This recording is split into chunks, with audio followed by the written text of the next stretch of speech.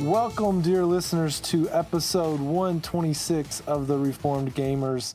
I am your host, Adam, and tonight we got a special guest host and longtime friend, Clay Hargrave. Clay, why don't you tell us a little bit about yourselves? Yeah, hey Adam. I'm first of all really excited to be here, being on a podcast for the first time. This is very cool for me. I love video games and everything when it comes to tabletop and down when it comes to the culture. So I'm super excited to talk. A little bit about me. I started gaming. Actually, one of my earliest memories ever is from a video game. When my dad was playing Super Mario World, I was probably, 5 years old. So from the age of 5 up until today, I've been playing games on everything from Nintendo systems to Sega, to PC, PlayStation, Microsoft, everything in between. So really big gamer at heart and big nerd as well. Go to a lot of conventions, things like that. So yeah, I'm excited to be here. Yeah, that's awesome. Clay, why don't we explain a little bit, how do we know each other? So we both went to an incredibly small Christian college in Michigan, about 30 minutes north of Detroit. For anybody out there that's in the Detroit area, shout out. And when Adam and I say incredibly small college, some people have kind of some preconceived notions of what small means. We're talking less than 300 people on campus. Small. Yeah. And we both attended Rochester and met each other through campus, and kind of really have been friends / acquaintances since then. Yeah.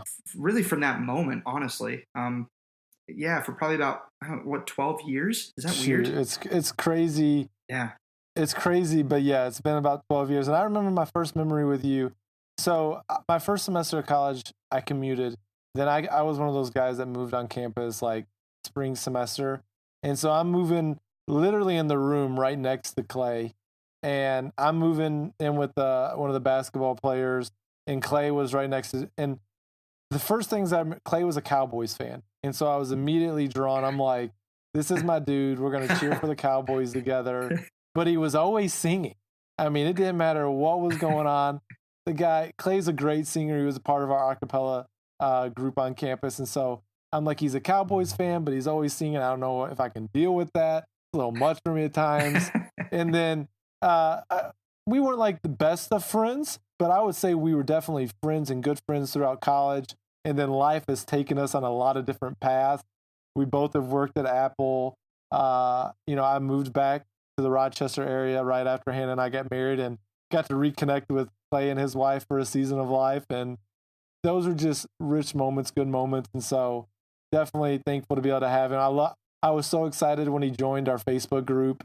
And then I see him interacting with all of these other friends that I have from other seasons of life, like Logan and stuff like that. So it's a great pleasure to have you on the podcast and to get to do this. It's like a trip down memory lane in many ways. Because I remember playing Halo with you, with the Mitchell brothers and all those guys. Yep. I mean, we've done our gaming together, and so we can sit here and just tell stories of Rochester College life and stories, but we will not bore you guys with those details. But yeah, we could though. That could be a podcast in and of itself, honestly, long enough to do a full episode probably. But no, we won't bore you guys. We won't do that. Well, before we get into the heart of the show, let's go over some housekeeping, and these are brought to you by dear patron Eric Bryant. So, as you know, and we will discuss this here in a little bit, Spider-Man has come out on the PS4. If you don't know this, yes, it has. You're pretty well behind. We've done this with some other games. I think Horizon Zero Dawn being one of them. I don't know if we did it with God of War, but we are going to be doing a Spider-Man photo contest. Now, the difference between this one, listen, dear listeners, we don't want 100 photos that you've taken and you're just dumping every picture you've ever taken on Spider-Man. We want what you would consider your best entry, because then we're not surfing through 250, 300 photos. Give us your best one. You can either tag us in that in a tweet. You can share it and do hashtag Spider-Man photo contest in the Facebook group. Email us, whatever whatever method to the madness you want to do to get it to us.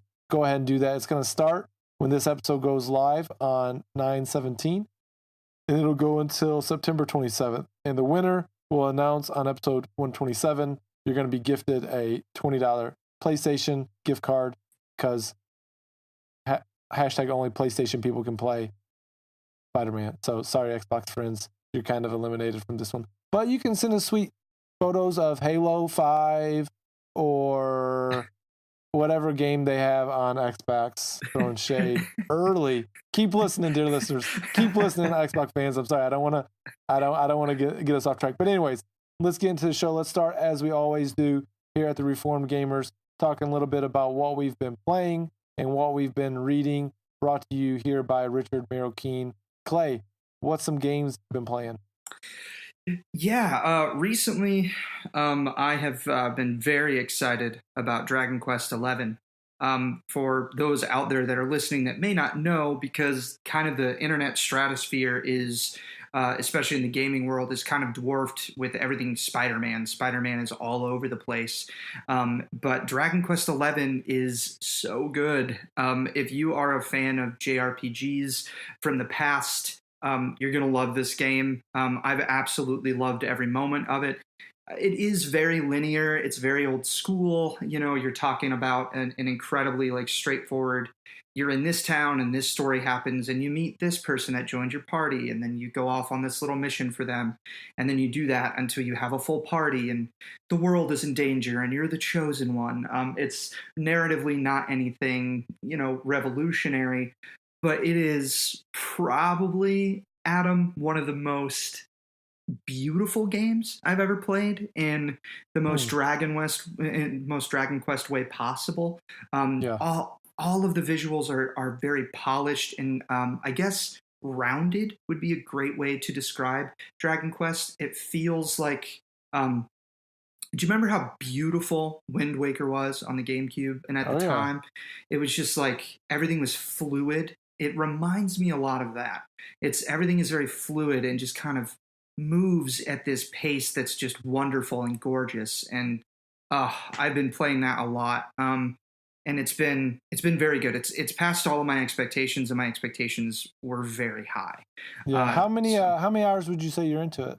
Man, estimate, of course. Probably about 15 hours, I think. Yeah. I'd say. And 15 hours in a game like that is like 30 minutes into a game like Spider-Man. Yeah, seriously. But yeah, about 15. How would you? My only experience with Dragon Quest is, and I love this game. I've talked about it on the podcast. The dear listeners probably already know where I'm going. I've talked about this game so often.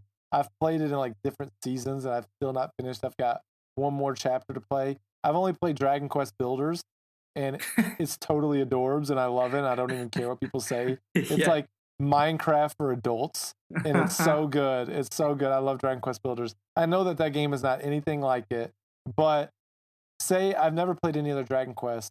Is this a game where someone could just jump right in, or do you need to know some Dragon Quest lore? What's the story there? No, I would actually say that if you've never played a Dragon Quest game and I don't mean this in a demeaning way, but you're open-minded enough to try something that's the antithesis of today's expected game design, where everything is open world and everything is, you can go here and do that. And if you see the mountain, you can walk to it. Elder Scrolls has become everything in terms of its design philosophy when it comes to AAA games today. And that's not necessarily a bad thing, but Dragon Quest reels that back. So if you're okay with exploring something like that, I would actually say that of all the Dragon Quest games, if you want a good one to jump in, this is probably one of the best, if not the best ones to jump into. It's a lot like Final Fantasy. You can play Final Fantasy VIII without ever playing any other Final Fantasy game. The world isn't established outside of that game. The characters aren't established in some comic book or movie or anything like that. And Dragon Quest XI is very similar. It starts in this world that you've never met, and you slowly meet the world and the people that inhabit it. And it's very, very, very easy to introduce you. It's very smart about introducing you and easing you into its systems and its mechanics. And just the way that it plays is very straightforward. It's not terribly challenging if you don't want it to be. So if you want to grind out a little bit and get some levels between the cities and stuff, then you're not really ever going to feel it's not Dark Souls. Yeah. But I would say that because of those things, it works really well. It's not going to be super frustrating. It's not going to be into the ground. It's going to ease you into what it's doing. And the story is fresh. It's brand new. It's not pulling from anything else. So I think it's the best place to start for the series. If not that, then Dragon Quest VIII, which is one of the best JRPGs of all time. But you're talking about playing a PS2 at that point. Yeah. So. Now, this is a game that's on my radar. I don't know when and if. I'm not going to say I'm a JRPG fan, but I've played more JRPGs in the last 3 years of my life than ever before. Logan got me into Persona. I've played Persona 4 and 5. Colin Moriarty and those guys, he got me into Ni no Kuni, and I've played Ni no Kuni 1 and 2. Love those games. Every time I see a clip or the box art of a Ni no Kuni game, I'm just like, so many good memories with those games. And Dragon Quest looks like it'd be a game that I would enjoy, but it's like at this season with all the games that are already coming out that I'm looking to play, I'm like, I don't know if I can do that. And it's like, and I'm kind of scared because I recently tried my first Final Fantasy. I tried Final Fantasy 15, which I know is probably not the best one to jump in, but I got it for like $5 at Redbox. And I'm like, this is not for me. This is so Japanese, so boy band. I'm like, I can't with any ounce of and I'm not trying to throw shade, but like, it was just not a game for me. I'm like, I tried, gave it like an hour maybe, and I just like, like, I lost $5 and I'm okay with that. Yeah, I'm about the biggest Final Fantasy fan that you're going to find when it comes to the series as a whole. And Final Fantasy 15 is the first game in the series that I have not finished, to put in perspective. So there you go. I'm with you on that for sure. So yeah, and Dragon Quest 11 is a time sink. So if you have a lot of other stuff going on, it's one of those games that's never going to be cheaper than probably $60 because it's just like that. It's you know what I mean. It's in that realm. But if you liked Ni no Kuni 1, I think that you would go home with Dragon Quest 11. Ni no Kuni 1. Adored it. Still to this day, I think the best soundtrack on the PS3. Unbelievable music in that game. Yeah, it's so good. Was that the soundtrack? It sounded like the real music. I couldn't even tell. I'm telling you, yeah, right. I'm just so fluid with that. I'm the singer of the group. Anyways, but yeah, definitely on the radar, and I've been hearing only good things about it. So hopefully that'll be something I can get to at some point. And we'll come back around to you. I know you've been playing some other stuff, but we'll get to that in a second. Yeah, for sure. But let me get into a couple of things I've been playing. Clay, I have a game that I think you need to check out. And the reason I say that is because I remember when I was living in the Rochester area, you were huge into Bloodborne. Oh. You were like the guy who's like, I'm going to go beat this game without upgrading anything. And I'm like, are you crazy? Like, I can barely beat the first boss, and you're running around without upgrading and beating the game. But it's a 2D side-scroller platformer, but it's a Souls-like game. Have you ever heard of Salt and Sanctuary? I have, and it is a crime against my sensibilities that I have not played this game yet. It's just crazy that I haven't played it. It's been on my list for a long time. You gotta play it. Yeah, I don't know do you have a Switch or are you just PS4 right now? Oh no, I've got a Switch and I love my Switch. It's on the Switch. I've been waiting to pick it up for my Vita, but I'm like, you know what? I saw it was coming for the Switch. I'm like, now's the time. So I picked it up for the Switch a couple months back because I'm literally waiting for probably a year and a half. I was waiting for a PSN sale. So I'm like, I'm not in a hurry. I'm going to play it when it comes. But I picked it up, and I've been talking about it on the last couple episodes, but I finally finished it, and it's good. It is so Souls type where once you start leveling up, you can start taking more hits and stuff like that. But at the beginning, it can be very unforgiving as you figure out, what your play style is. And there's a bunch of different ways. You can go archer, knight, you can go as like a baker. There's like all of these different presets. And then how do you play as a baker? Well, it's like your starting weapon is a panhandle, pan. You've got an apron, awesome. So you're very fire resistant. So they've got all these little perks. So I started as a knight. Okay. And I was not good at Bloodborne, but for whatever reason, I'm like, this is a game I want to buy. And I'm like, why do I want to torture myself? but I persevered. I finally beat it. And towards the end, there's a couple bosses where I'm beating them like first try because it might have been because my guy was a little overpowered, but it is a fun game. It's one where you got to kind of learn the attacks. You've got to roll at the right time. You've also got a shield if you want to use that. With certain enemies, you can parry them and then do like an ultra attack. If you die throughout a level without a save point, instead of losing like blood vials or whatever, or I don't know, I've never played Dark Souls or Soul, I don't know what they are. But in this one, it's salt, so you drop your salt, and you've got to go and kill that beast to like regain the salt. And so it is, man, I loved this game. I would play it in spurts, so I'd play it for a week, and I'd go hard, and then I'd set it down for like a week. And I'd be like, oh, I want to, because I'm playing something on PS4. I want to go back, and then I pick it up, and then it was like maybe a week and a half ago, I'm like, I need to just finish it. I'm right at the end. And then I like was just wrecking bosses. And there's a bunch of optional bosses. Like there's only like maybe 10 of the 20 that you have to beat. I don't think that's very Souls-like. I don't think that in all of them you have to kill every boss. No, there are a lot of build optional up your bosses. stats and whatnot. Yeah. And so I kind of use a cheat sheet. Like there's no maps like in all those Souls games, but I've got like, I pulled up one just so I kind of had an idea of where I was at, where my save spots were, most importantly, so that I'm like, where am I trying to get so I don't lose everything? But really enjoyed this game. You've got to try it out, man. It's like $18 or $20 on PSN or the Switch. I think you'll love it. Well, and we don't have to dive into this rabbit hole too deep because I know we have other stuff that we want to talk about, but when it comes to Salt and Sanctuary, and actually for those of you listening, I'm a huge Dark Souls and Bloodborne fan. If you ever want tips and tricks, I've done 1 bro runs in all the games, which is where you beat the game as a deprived at level 1, and you don't upgrade your character. All you're able to do is upgrade equipment. So I love them. I do, like, I play Mega Man, so I do speed runs in old Mega Man games. I love these styles of you just have to get better to beat it. But every time I go to buy Salt and Sanctuary, I look at it and then I look at this other game next to it and I buy that instead. And I can tell you, I think every game, instead of this, I bought Guacamelee 1, which I loved. I platinumed that game. I bought Dead Cells recently. I bought Hollow Knight. Like it's always like either Salt and Sanctuary or this other new thing. Salt and Sanctuary, this other new thing. And it just always takes a back seat. But you've inspired me enough. Dude. I'll try to pick it up by the end of the year and actually get some time into it because I bet I would love this game. It's a really good game. Thing. Is it the best game ever? By no means. But man, I really enjoyed it. And it's not necessarily an Adam type game. But so anyways, cool. Go ahead. No, I was gonna say if it's better than Death's Gambit, then I'm fine because Death's Gambit was a huge disappointment. But that's for another day.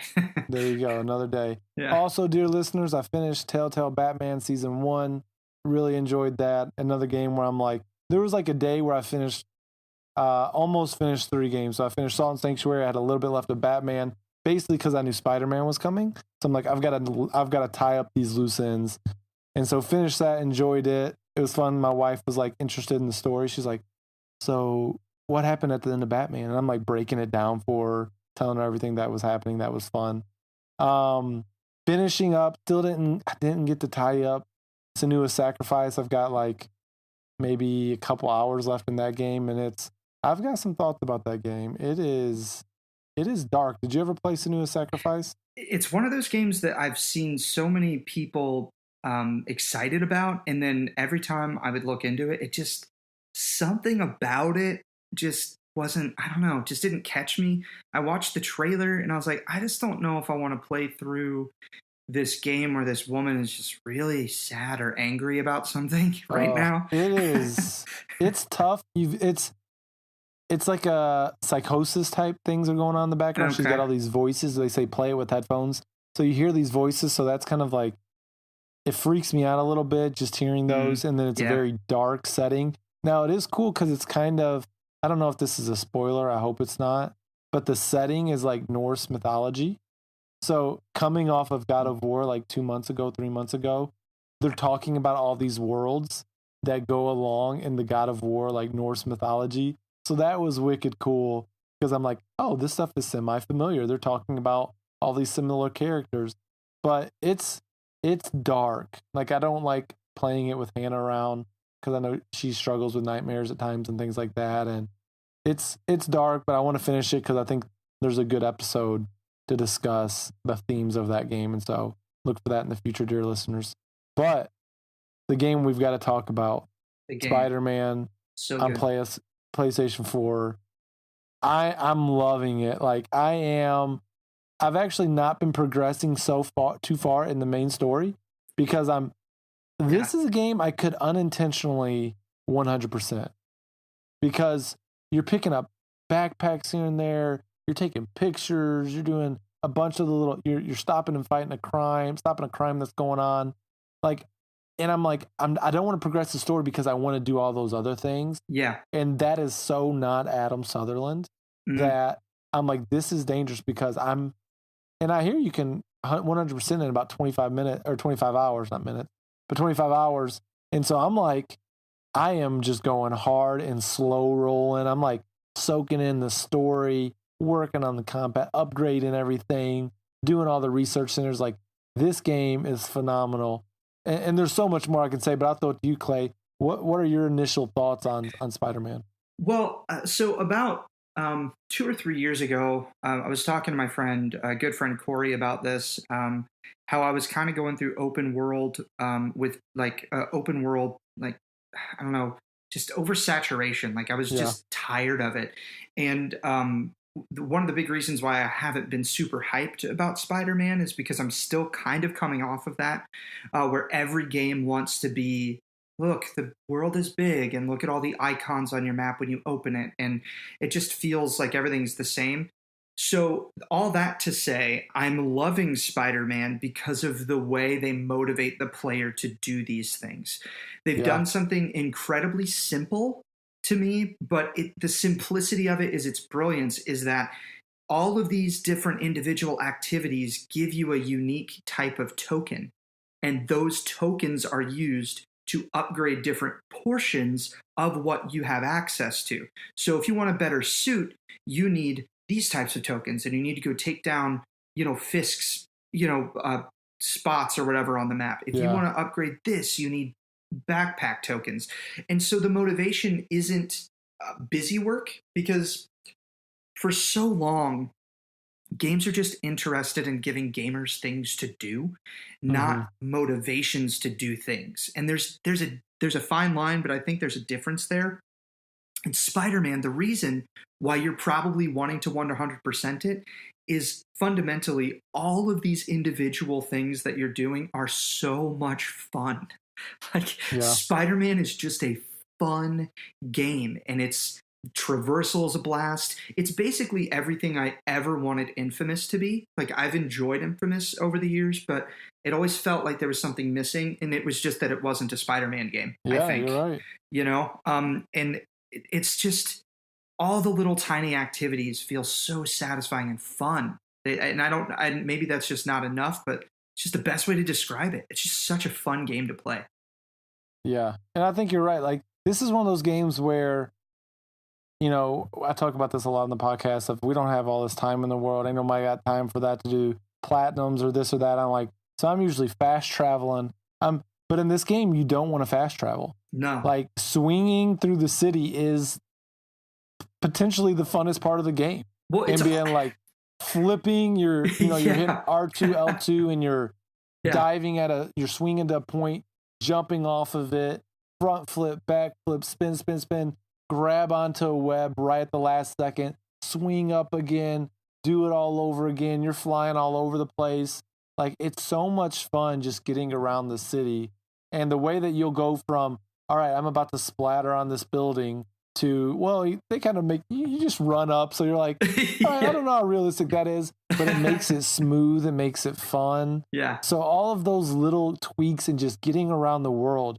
Like, I've had friends come in from the students in the dorm, and I'm like, hey, play this for a second. And they're like, oh, this is so much fun. Just like, they're like, I'm Spider-Man. And you're literally like, in the fighting, it can be kind of bad. You can be like very detail oriented in how you want to fight. If you want to do certain combos, use your gadgets, or if you just want to be a button masher, and parry, you can do that and get by pretty well just as good. So there's some freedom in how you want to approach fights. Do I want to take out the snipers or do I just want to go? I'm the guy that just goes in, not guns blazing, but fist blaring. Like, I'm not coming in trying to sneak. I'm just going to hope I dodge enough bullets without getting shot. And so, man, the fighting is fun. It can be deep. Like, I'm not a guy, again, I talk about this all the time. I could care less about cosmetics, but I want the spider suit. Dude. You know, I like. Oh my gosh. I want them so badly. If it's nighttime, I'm switching to a bright colored suit. If it's daytime, I'm going classic red and blue. You know, so you mix it up depending on the time of the day. All of those little details. And then the Easter eggs. All of a sudden, I'm taking a picture and climbing Avengers Tower. You know, you're seeing Doctor Strange's house. There's all of these little Easter eggs everywhere. You're in Harlem. You're in, you know, all the Marvel universe converging. And then the real world New York City also a part of that. Man, it's just fun. It's just a fun game. It's not overly difficult, but you know, the boss battles aren't super hard so far from my experience. But, you know, the gunfire, if you're not dodging people shooting at you, you're going to die. You know, it's not like it's super easy either. Absolutely. So I found a really good balance of the gameplay.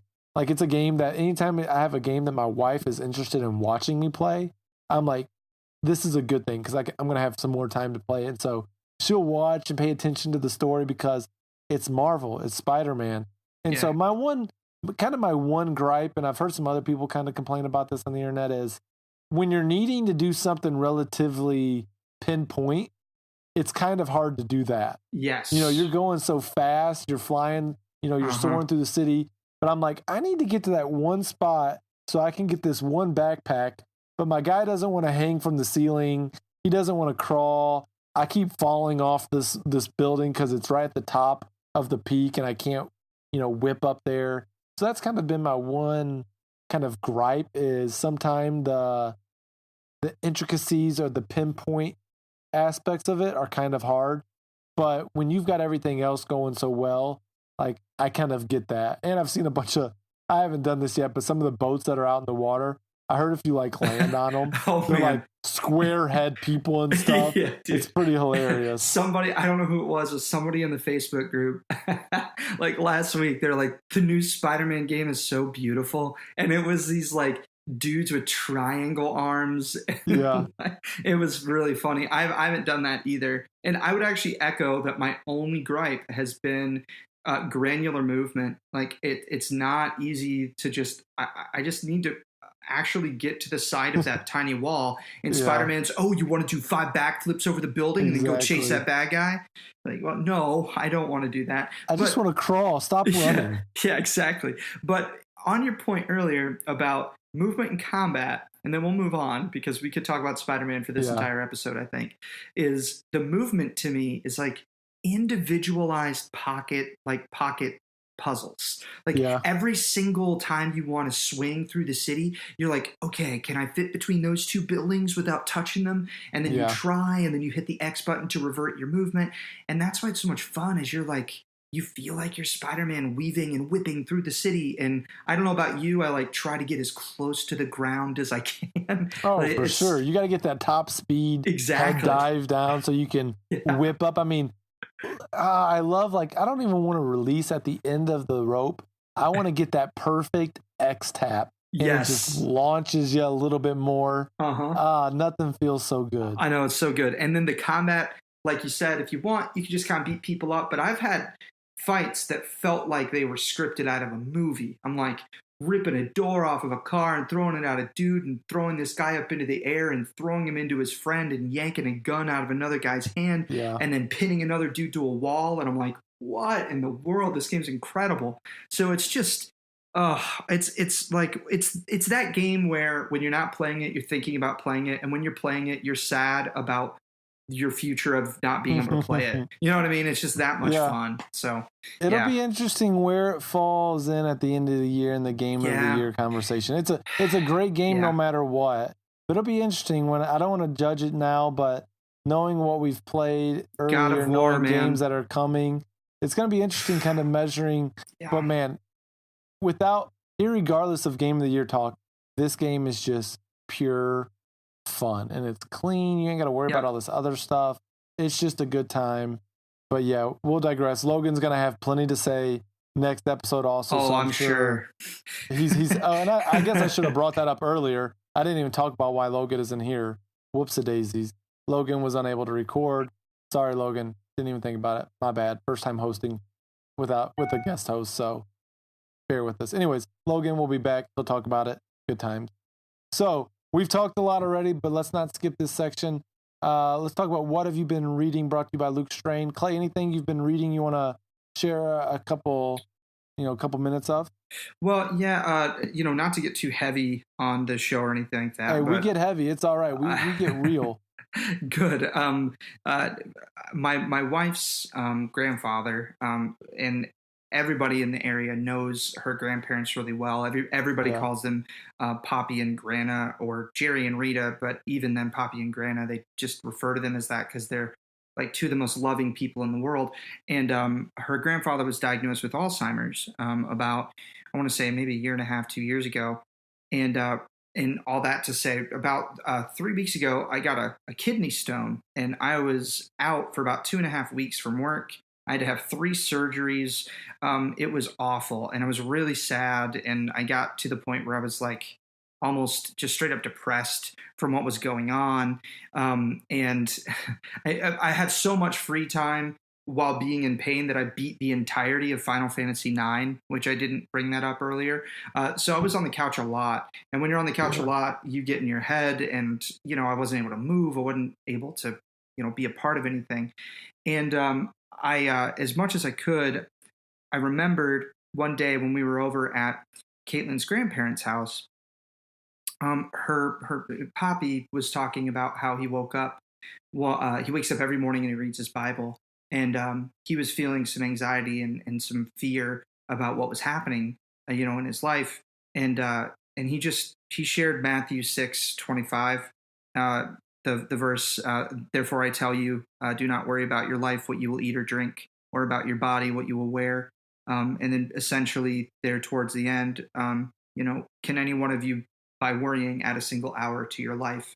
And these last 3 weeks, I really needed that kind of encouragement of life is really awful, and I don't know what's going to happen with work, and I'm in pain, and there's nobody around because everybody else is busy, and I've had 2 surgeries and they've not gone through, and all these different things, and it was awful, and just feeling inadequate because of something you can't even control and things like that. And then just kind of letting that worry go and putting it in God's hands and saying, you know what, I shouldn't waste my energy on being concerned about the things I can't control, however much it may upset me. I need to trust that you've got everything in control, and it's all going to be okay one way or the other.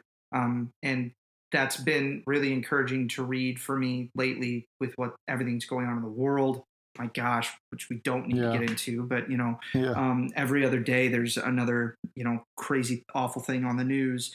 And so that's kind of where I've been living lately, is encouraging texts in scripture that I kind of get from Caitlin's grandfather, because what a godly man, to have Alzheimer's and slowly slip away and completely put your faith and trust in him every day is something I think a lot of us aspire to be like, and he's a living example of that. So that's kind of the most recent thing that I could bring to the table.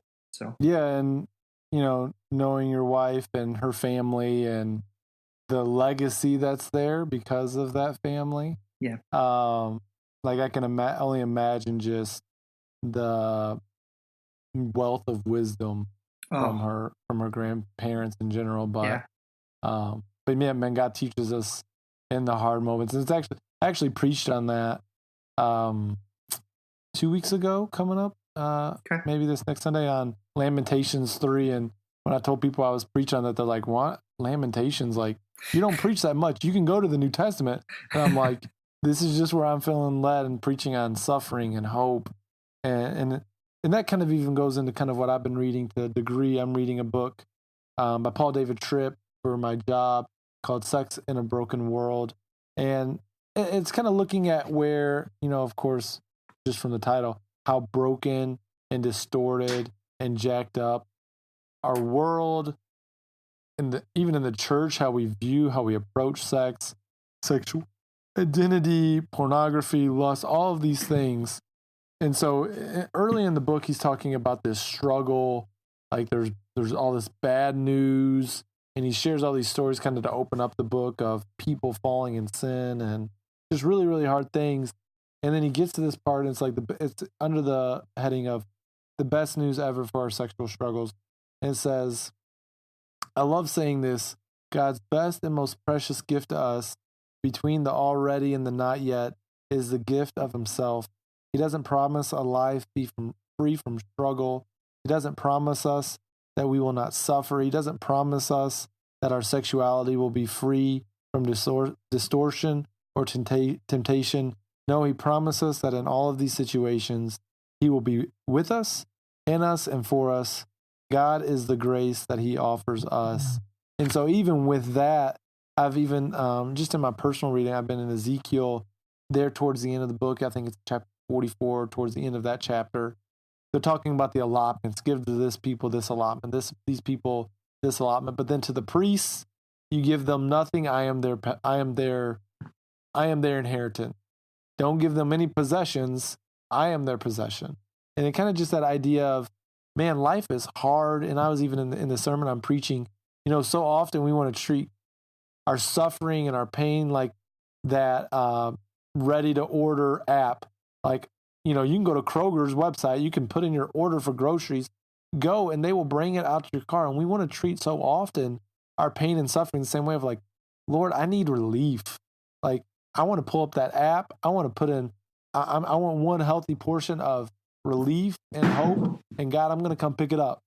But like, unfortunately, that's not the way in our views, unfortunately, that's not the way it works. But man, whether it's in this text or this part of the book I read, but God in Lamentations, he talks about this, like, no, our waiting, even in the midst of suffering, and it's kind of crazy how this kind of, what you've been learning and what God's been teaching me and what I've been reading kind of flow together.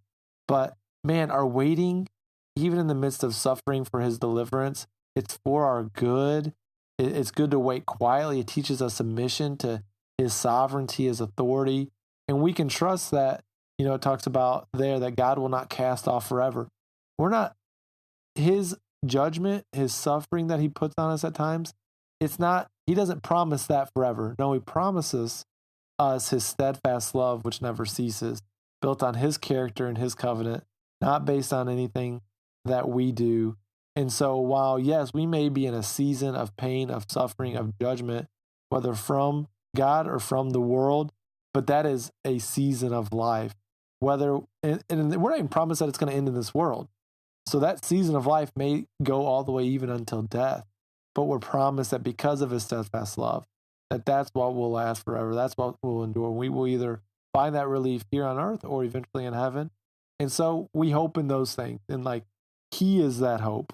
It's not even the relief. It's no, God is our hope. And because of his steadfast love, because we can trust him, we just believe. And it doesn't mean that life's not hard. It doesn't mean that pain isn't real. But it's like, man, I don't know how people go through life without the reason of hope that we have. Like, yeah. I reflect on it all the time, and I'm like, yeah, I see pain, I see suffering, I see friends who are going through hard things without Christ, and I'm like, I don't know how you do it. And honestly, a lot of times they're not doing it well. And even when I'm with Christ, I don't always do it well. But man, I'm at least thankful that I have a hope that is unchanging and that is based on a foundation that is unshakable.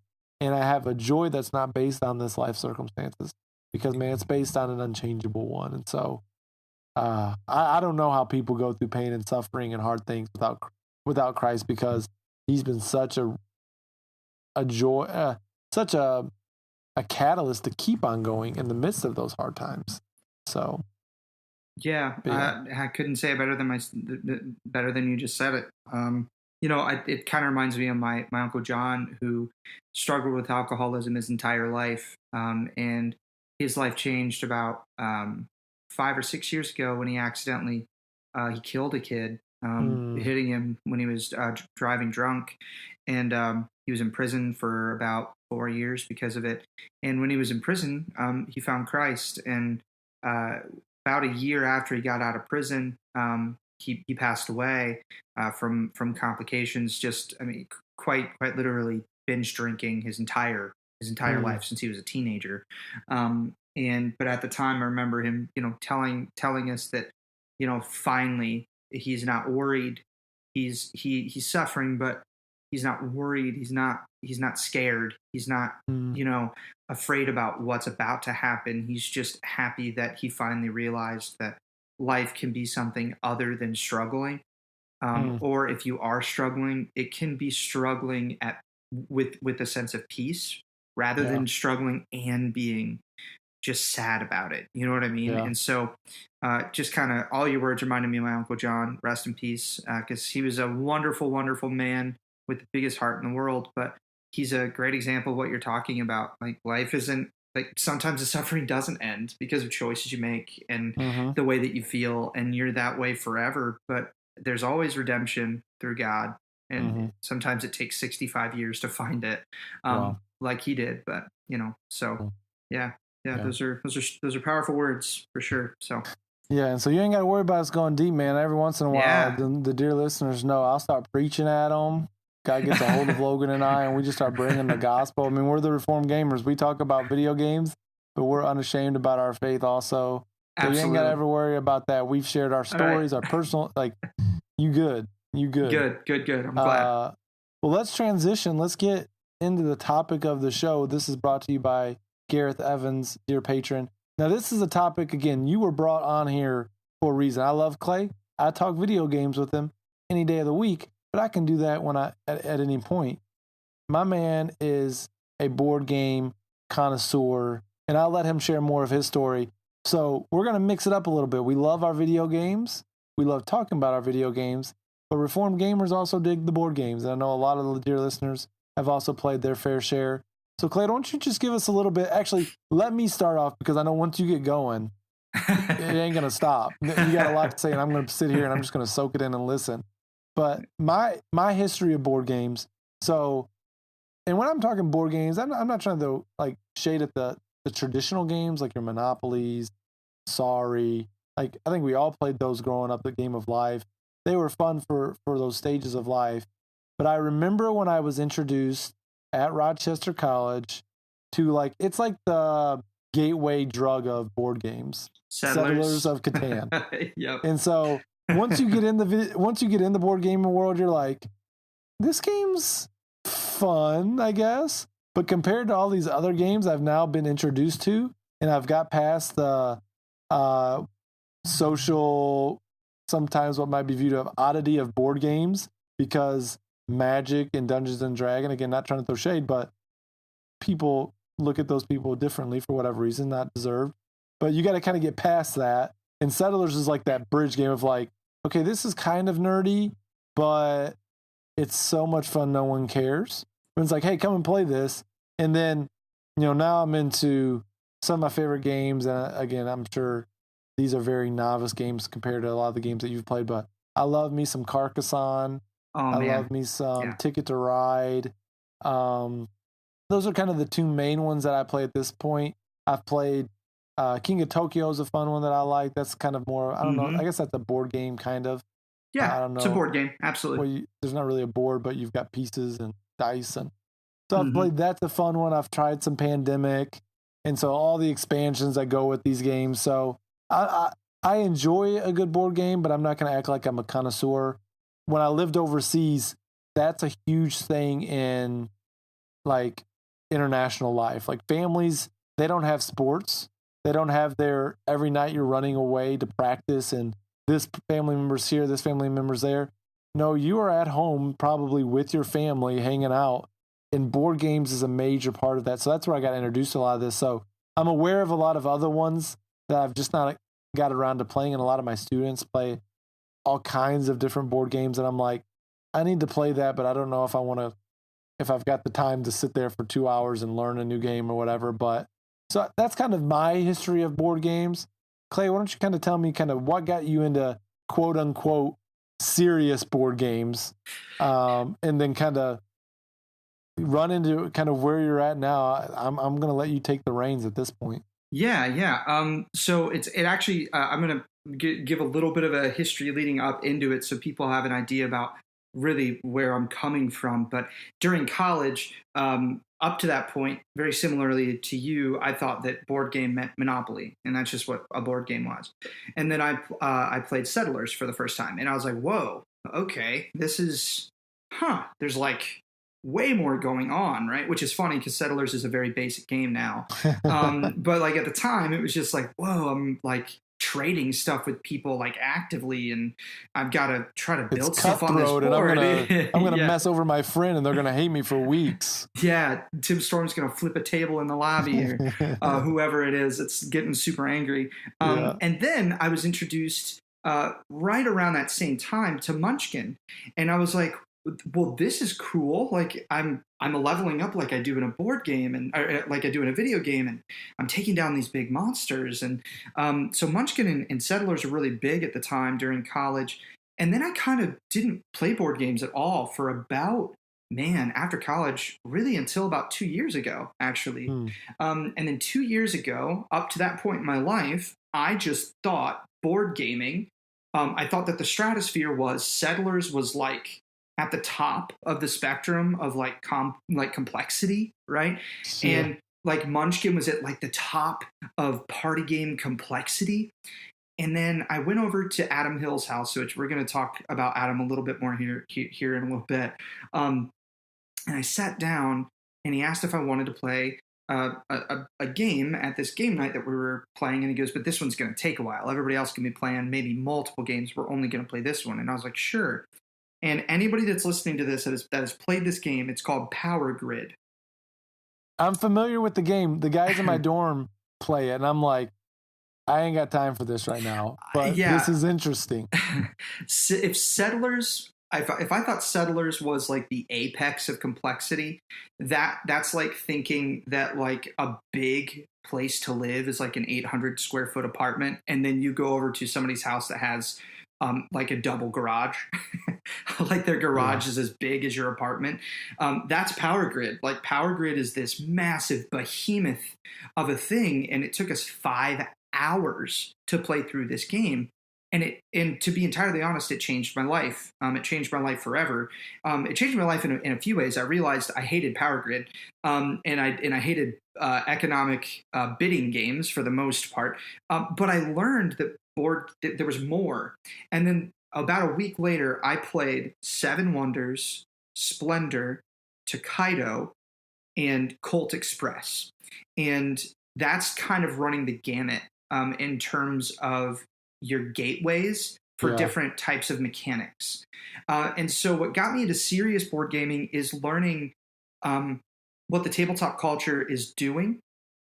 And there's a renaissance going on right now, and some people don't know that. Maybe a lot of people don't know that. In the world of tabletop gaming, there are different audiences, very similarly to music. If you like country music and I don't like country music, I have music aside from country that I can listen to and enjoy. Tabletop gaming is very similar to that. And there are these phenomenal games that are gateway games to get into different types of experiences. And there's mechanics that are kind of tied to each of these experiences.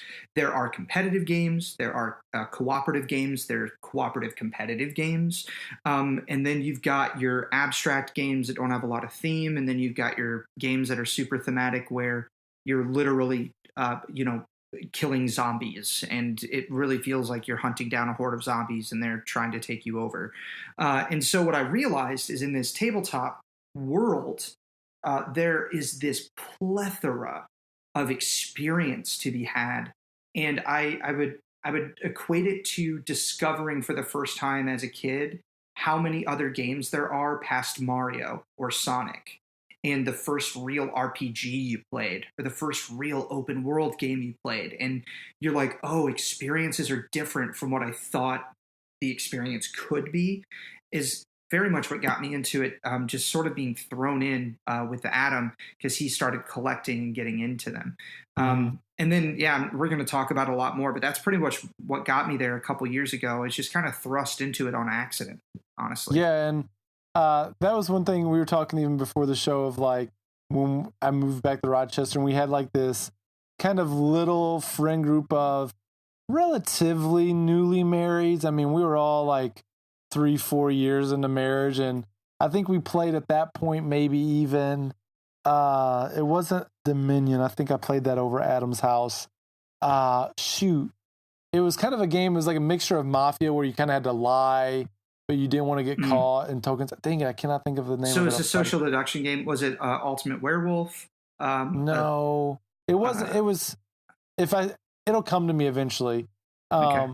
And so I think you were over that night because it was with Justin and them also. But anyways, I digress. Oh, yeah, I know what you're talking about. Avalon. Avalon, there we go. Yeah, the Resistance. Mm-hmm. Exactly. And so I remember playing, that was like one of the last group hangouts we had in Rochester. Sad day. Miss my peeps up there. Yeah. But anyways, so I remember when I leave Rochester, and like we've mentioned Adam Hill. Adam Hill was a mentor to both of us in college. He was one of the leaders of the Bible department, like great friend, great mentor, like a guy that he's meant a lot to me and just my growth. He's probably preached one of the most memorable sermons that I've ever heard in my life on Ephesians, basically the whole book, looking at identity preceding activity. And so like great friend. And he invited Hannah and I over one night actually to play Dominion. And we're playing these games and I'm like, we're just talking about life and playing this game. And like, I knew he's like, I've got every expansion for Dominion and all these games. It was like right in the middle, I think, right before you guys kind of took off. Why don't you explain like, okay, so you guys are into board games and then you guys are like, hey, let's make a board game. Like, how did that happen? How did you go from we love video game or board games to what do you think about let's make one? So Adam is, and Adam, you know this, but Adam Hill is an incredibly intelligent guy. Yeah. And when he sets his mind and his heart on something, he puts his all into it, and he doesn't quit. He doesn't fail at stuff, just in life, just in general. And I was in a very weird season of my life last year. Just before around this time, it was around the June, July time frame where I was kind of in between jobs. And I was very lucky to have about a month and a half, maybe 2 months off between my jobs to where I was still getting paid. It was pretty awesome. Nice. And then when I started my new job, I was just like training for the first like month. And so it wasn't very stressful or weird. Like for me not weird. It wasn't very stressful or like, pressured, right? Because I wasn't doing the job yet. I had to go through training and stuff. And so I had this like 2-month period where I just wasn't doing a whole lot. And I remember going to church one day at Rochester Church of Christ where my wife and I attended at the time. And Adam was the preacher there. He still is. And he approached me and goes, hey man, I'm going to make a game. I think I'm going to make a game. And I was like, finally, you're going to make a game, Adam. You should have made a game a year ago. Because it's going to be called the Alpacalypse. And I just started laughing. I was like, that's hilarious. That's such an Adam thing to do. And he's like, yeah. And then he starts brain dumping all of these things in his head in the middle of the lobby of our church. And Adam and I at the time were hanging out almost every day, just playing games together at that point. But what it turned into is I started going over to his place and he would brain dump some more. He'd just be like, dude, I've got all this stuff in my head. Let me just throw it at you. And he's just started bouncing ideas off of me. And it's really funny because the original game was a 5-player game, I think. If Adam listens to this, because I told him I was going to be on a podcast, Adam, I'm so sorry if I butcher your original concept. I think it was up to 5 players and everybody had 5 cards. And that was the entire game with like a little board. Our game probably has 400 components. So going from that to what it is now is pretty weird to think about. Yeah. But Adam and I, and we could talk a little bit about this when we get into like what makes a great tabletop game. Adam and I share a passion about not liking Take That in games. And I don't want to get into too much about what Take That is right now, but Take That is just essentially something that the game has built in that exists solely to be me. It's just like this. I'm not benefiting myself in any way. take that. Now you're having a worse time at the table. And Adam had this card in the game that was a fighter. And he goes, how do I have a fighter in the game that doesn't fight? Like, how do I do that? And I just came up with this concept of the fighter going on missions with these soldiers that he could train, and that the fighter trains these soldiers to complete these missions. And he was like, dude, I would have never thought about that idea. And thinking about it now, it's like the simplest idea ever. It's not that big of a deal. And then that night, he just, on my way out, he goes, dude, this is our game now. This is ours now.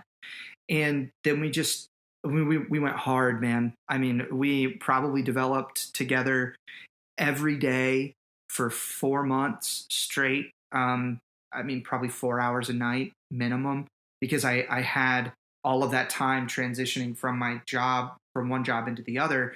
And we realized that we worked very, very, very well as a partnership. Our styles complement each other really well, because I just like to have fun, but Adam likes to perfect. And so Adam will come up with the machine, and if it works perfectly, sometimes I have to tell him, like, hey, that works, but it is not fun. We need to make this adjustment, right? And so we have very good complementing styles to one another, and we just started going at it, and then, the rest, which we can talk about, is kind of history from there. Yeah, why don't you tell us? So you created a game. It's called Atypical. Yep, the Atypical. Give us the rundown. What is it like? Again, as Cliff Notes, I guess, as you can, because I'm sure you've got, 400 pieces, so it's complex, and I haven't got to play it yet, dear listeners. I told him before the show, I'm like, I've got to make my way back up there, because I'm not gonna have friends that created a board game and I'm not gonna like play it. Like I've got to figure out a way to get up there. But why don't you just kind of let me and the dear listeners in of like, what is it? What are you doing? How do you win? So thematically, what it is, the age of humanity has ended, and the history has chosen the unwitting alpaca to take over, Nice. The Earth's business, basically. And so players play as an alpacan tribe. The alpacalypse has happened. You are not trying to prevent it from happening. It is what it is. It is. It has happened, right? And so maybe you play as the Algyptians, and I play as the Alpacanese, and the other player plays as the Alpericans. And so it's a very punny style game, right? And so essentially what every player is trying to do thematically is have the most victory points at the end of the game based on a few categories: might, wealth, technology, culture, civilization milestones. Essentially, over the course of a certain amount of rounds, you want to build up your tribe, as it were, to be the best tribe on the planet over all of the other tribes. Now, that's the theme.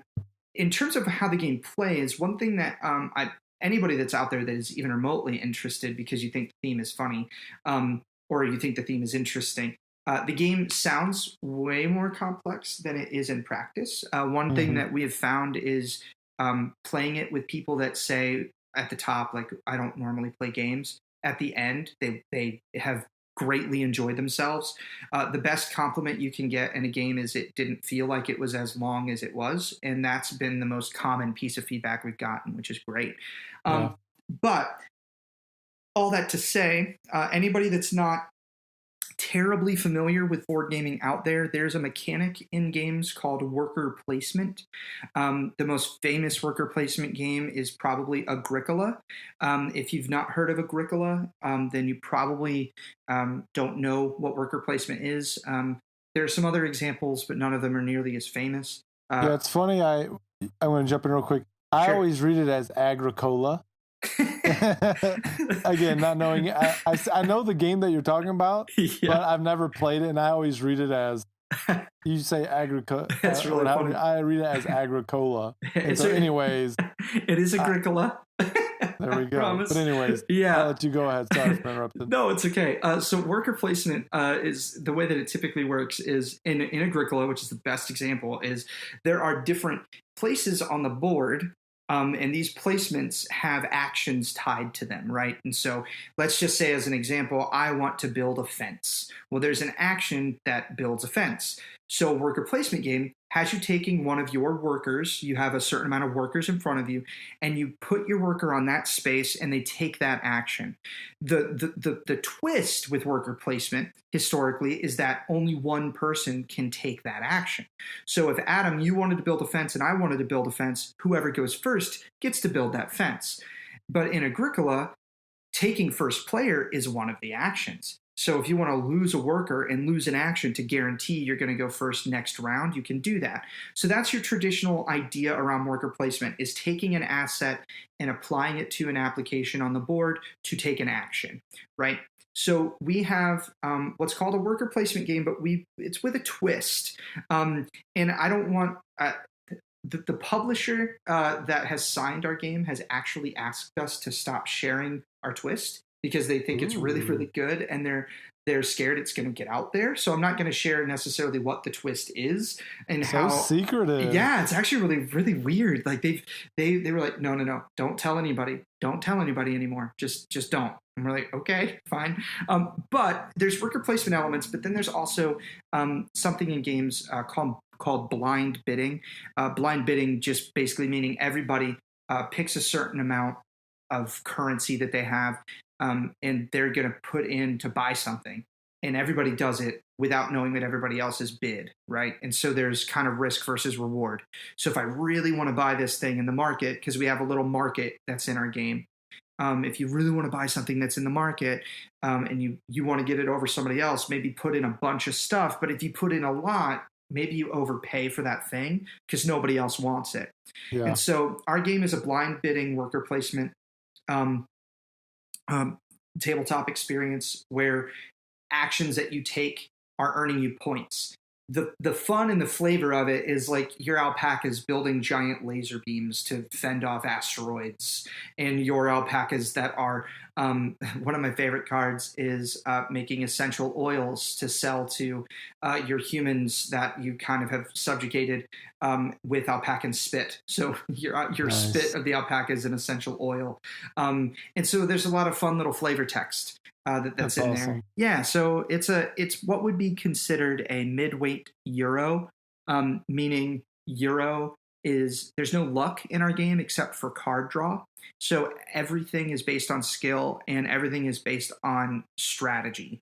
That's awesome. Yeah, there's no dice rolling. There's none of that. So if you lose, it's because you didn't play well enough, and if you win, it's because you played better than everybody else. And that's I love that. It's a big crux of what we wanted to make. That's where people break down with Settlers. It's like you could have the best spots, but if the dice don't go your way, you're just kind of stuck. And so I love what you just said, because you're like, board game experience. You don't play the alpaca lips, you experience the alpaca lips. Like I can already see the YouTube commercials that you guys make where it's like alpaca lips, the game about alpacas taking over the world. Like I can be on your PR team. I've got all these ideas.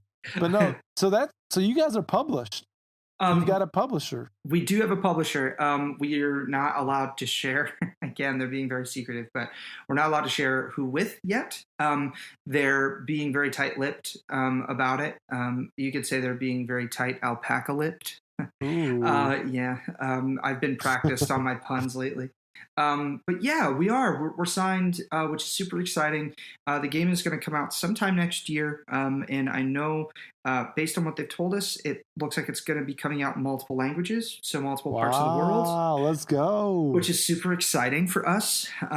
It was our number one pick, when we decided to start shopping around for publishers, which is a crazy process. I don't know if you want to talk about that at all. But, well, I want to kind of go into that. So why don't you talk about, there is this board game culture, yes. Conference culture, yes. And we haven't got a lot of time. We're already going, well, not long, but we're about at our time. So why don't you just talk a little bit about board game culture? So you're going to these board game cons, trying to find publishers, trying to connect with people. Why don't you tell the dear listeners a little bit about what that is like? Because we all know of like E3, we know of PAX East, PAX West, all these like video games, geek culture things, and then you got these board games, and I think board games are a part of some of those. but you go to these just straight up board game conferences. Like, what is that culture kind of like? What did some of that process look like for you guys? It's honestly, a lot of it is kind of like becoming part of a club or part of a fraternity. Yeah. And what I mean by that is it's a very self-contained and self-aware group. If you're in the board game culture and you're a part of it, very rarely do you have awkward conversations with people, because your hobby that you're into, that you both share an interest in, is a natural icebreaker in and of itself. And so instead of being like, hey, what's your name? Like, oh, I'm Clay. What's your name? Cool. Awesome. So what's up? You're like, hey, what game did you buy today? And they're like, oh, I bought this game. I haven't played that. You want to play it? Sure. And then we're both doing a thing we love to do, and that's everyone everywhere. But the more fascinating part about the culture is just how massive this hobby is. And to put in perspective how massive the hobby is, when it comes to gaming booths at Gen Con, when we went to Gen Con, where the publisher kind of told us like, hey, we're going to sign your game, which was awesome. There were 3,000 individual booths, and probably, I want to give you a rough estimation of maybe 2,200 of them were publishers with board games specifically. Oh. Now, at each of these booths, you could have anywhere from 2 to 10 games, maybe even more than that. When you've got big booths for like Cool Mini or Not, or Z-Man Games, or just some of these huge, massive publishers. And so what it's been like getting into it, though, as developers, is you start rubbing shoulders with people that you don't realize are at the head of some of this stuff. One of my favorite games, which we're going to get into recommendations here in a minute, is Sentinels of the Multiverse, and Greater Than Games makes that game. And one of their recent Kickstarters made like almost $2 million. And I know the co-founder. Like, I have his phone number. And that's not weird. Name right? dropping over here. Right? Oh. What up, Chris Kirkman? You're not going to listen to this. But that's not weird. That's the thing. It's not odd. Like, everybody knows everybody once you get in it. And the biggest thing is, if you want to get into the board game culture, get a Twitter account and start tweeting about board games, and you're eventually going to get into it. I've never seen any culture as big on a platform as I've seen board gaming on Twitter. It's huge. Everybody is on Twitter. Everybody uses Twitter for announcements, for conversations, for, if you want to hook up with somebody to play a game at a certain convention, Twitter. It's all Twitter, all day, every day. And so Adam and I, for the last year, have just made really good friendships with a lot of other developers and publishers. And these conventions, they're huge. And they're awesome because it's just such a common, if you go to a Comic-Con, it's everything. Yeah. Right? Like, you can meet somebody that's into something that you're not really into. If you go to Origins or you go to Gen Con, everybody's just into board games. And it makes the experience much easier. Everyone's a big nerd. No, yeah. Oh, man. No. Oh, man. Magic the Gathering tournaments going on for 12 hours straight. Yeah, for sure.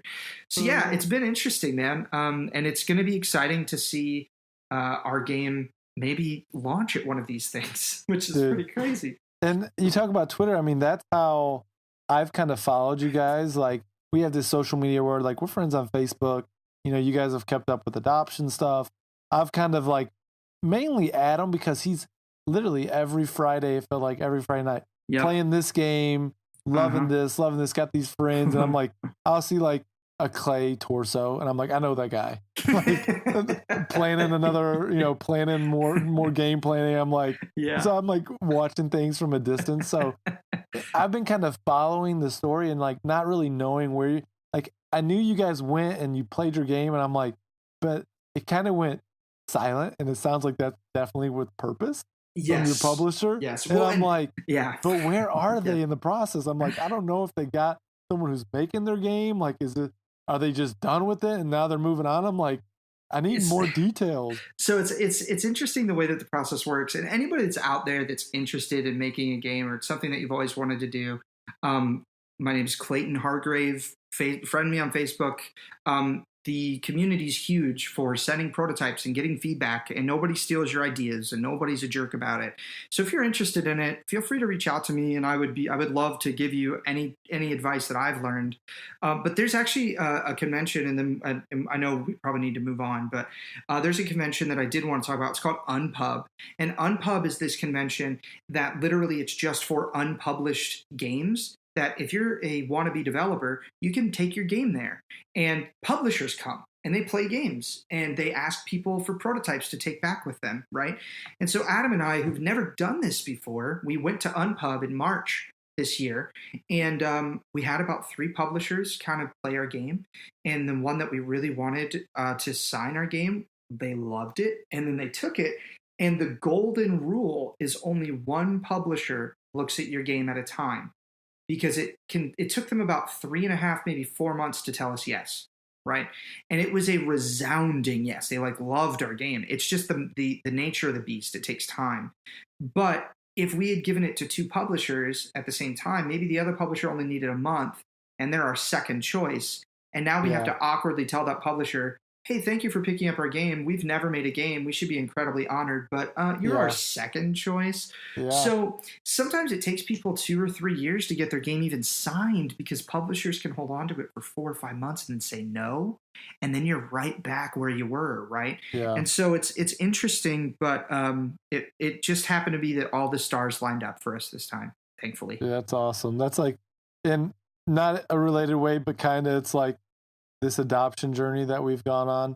You're just waiting for a birth mom to say yes, but you're at their just their will. And so we waited those 5 months for the one baby, and then last second the mom was like, I'm going to parent, and that was fine. It's okay if a publisher tells you no, but you're it hurts, and you're disappointed, and you're like, I can't get that time back. And so it's that long process, but man, it's been awesome hearing your guys' story, and dear listeners, be looking out for it. Clay's in the Facebook group. He jumps on pretty rarely. He gets involved, and I'm like, I'll see him lurking in the shadows, and then he's bringing his comments. So he's not hard to find in the Facebook group. Send him a message, write him get in his contact info if you're interested in talking board games, getting, hearing more of their story, or if you've got ideas of hey, where do I get started? We've got a guy now who can kind of help you through some of that early grind that I'm sure there's you don't even know where to begin.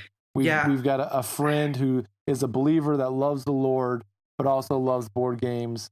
And so why not share those hobbies and passions together? Yeah. And Adam and I could not have done the process as smoothly as we did if we didn't have a couple of friends in the industry that really helped us out a lot with advice and things to look out for and things not to say and to say. And so it's a pay it forward thing. If anybody that's listening to this is interested at all, please don't hesitate to reach out. I would love to help you, honestly, even if I've never met you before, even if I have met you and we disagreed vehemently on the group, and maybe I said something that bothered you in some way, I'll still help you. I would love to talk to anybody that's interested and wants advice or just insight. Absolutely. 100%. That's awesome. Well, thanks for sharing your story. But before we finish the episode, Clay, I'm going to let you finish, but I'm going to give a couple of my recos real quick. A show just came back on Netflix.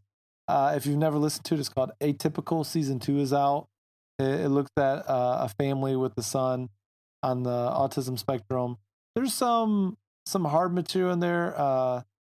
There's not nudity or anything, but there's some just for stuff if you've gone through, your family's gone through some adulterous stuff like my family has. There's some sensitive things in there just for me as I watch. Some just hurt still, but really interesting show, kind of an honest look at families with children or other family members on the spectrum. So check that out. Really well written show. And then I mentioned it earlier. This one's for Clay all day. Salt and Sanctuary. I finished it. I can recommend it.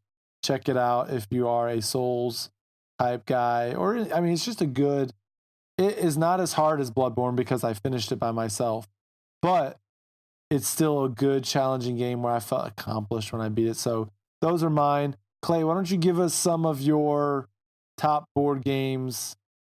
You can give them out however you want, if they're by play style or just your favorites, like outside of Apocalypse, because I can't wait to get my hands on it one day. But what are some of your recommendations? I do recommend Apocalypse when it comes out.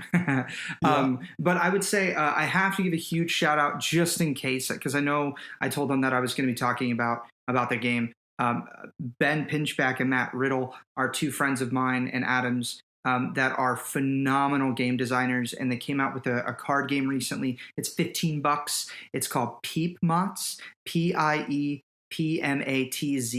It's a game plays in 10-15 minutes, super easy to learn, absolute blast to play, good for the family, plays 2 to 4, awesome game. Other than that, in terms of board games, I just wanted to give gateway games for different styles of games, and I think I have the perfect 4 in my brain. If you want a really good, if you want the best gateway game that you can really bust out at the table, teach in 30 seconds, play it in 10 minutes, and play it with just about any age, and you don't want to break the bank, the best game in the world that you can buy is called King Domino. It's $12 on Amazon. I personally believe every household in America should own King Domino that has even a slight interest in the hobby, because it is a wonderful, wonderful little game. If you want something a little bit meatier than that, and you want to kind of get into board gaming a little bit, or want to know what maybe it's kind of all about, Azul, Azul, is a wonderful little game. It's probably about $40. Very strategic, plays 2 to 4. It is an abstract, so it's not very thematic. It's really just putting tiles on a board, but it's a great time. For those of you out there that want to get into board gaming on the cooperative spectrum, so you don't like competitive stuff and you like superheroes, I cannot recommend enough a game called Sentinels of the Multiverse. It's probably about $30 on Amazon, and you're playing as superheroes taking down a big bad guy together, and it is just a blast. And then the last one I was going to recommend, if you are a fan of Godzilla and you like rolling dice, is actually a game that Adam mentioned earlier. It's called King of Tokyo. If you don't know about King of Tokyo and you want to get into board gaming and you're a little bit more of a colorful soul and you like to just wait for that big dice roll finish to win that game, you're basically just playing as giant monsters trying to take over and be the king of the hill, as it were. It's an awesome little game for like $30 on Amazon. So, so good. If you want any more, I'm staring at about 40 games on my shelves. So I've got a million others, but those are like, to me, the best games you can recommend if somebody wants to get into the hobby. So hopefully that was helpful.